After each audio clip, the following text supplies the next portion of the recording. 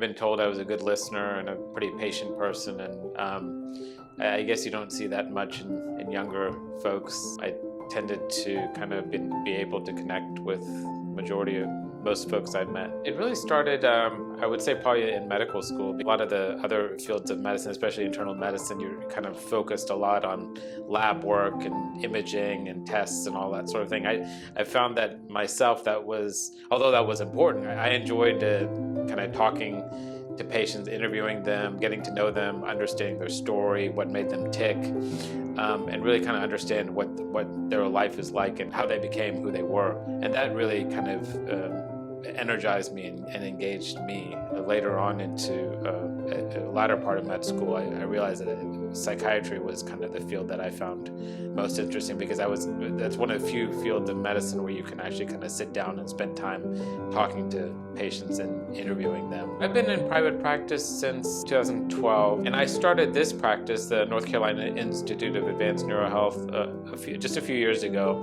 because I found that there was a need for helping patients with treatment-resistant depression, patients that have tried several different medication options, tried therapy, and it just wasn't working. So I was looking into some kind of newer, novel treatments, and a couple of them that came up were TMS and Spravato. A lot of patients were just looking for a newer treatment that was not necessarily medication focused and not invasive too, so which TMS provided that. In addition to TMS, Spravato was also a newer treatment that could help patients with treatment-resistant depression. It's a different mechanism and it's a different type of treatment than the TMS, but we found that we found another way that we could help patients that were really struggling. Part of my interest actually in this particular line of work of treatment-resistant depression is due to not only working with a lot of patients who had struggled, but also having some friends and family that were struggling with treatment-resistant depression themselves. It was a personal motive to kind of see if I could help more